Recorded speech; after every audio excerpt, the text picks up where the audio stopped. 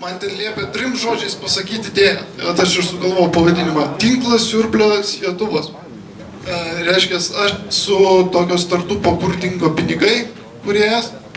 Ir man prieš porą dienų kilo idėja, kad iš tikrųjų internete yra be galo daug informacijos ir labai daug tos informacijos yra paprasčiausias triukšmas, kurio, tiesiog labai daug triukšmo ir labai mažai laiko, norint susirasti.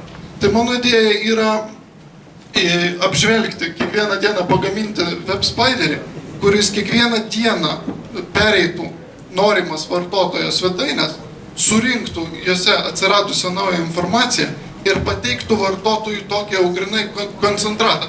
Tai, pavyzdžiui, mane domina būtent vieno autoriaus straipsniai, sakykime, visose populiariausiose naujienų puslapiuose, sakykime, Lietrityje 15 minučių.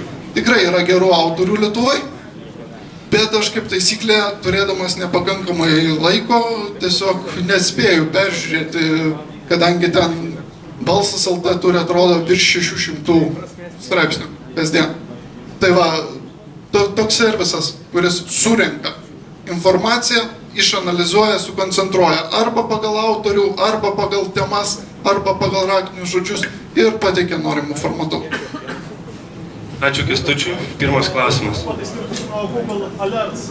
Google Alerts, jie praneša, pavyzdžiui, elektroniniu paštu tada, kada jie randa tą puslapį. Ir kaip aš išbandžiau porą savaičių, užsisakiau finansų naujienas. Tai 2/3 iš Google eina spamas, paslėpta reklama.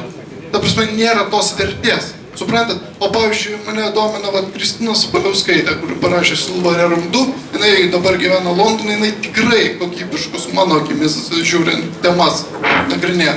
Ir aš kaip taisyklė vis pražiūriu jos straipsnius.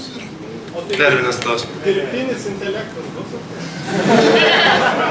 Ne, pradžioj protingi regiksai, o paskui jau bus galima galvoti. Nepamirštam laiko. Gerai, ačiū Kęstučiui, pasakykite, ko trūksta jums dar. Kęstučiui trūksta tik marketingistų. Ačiū.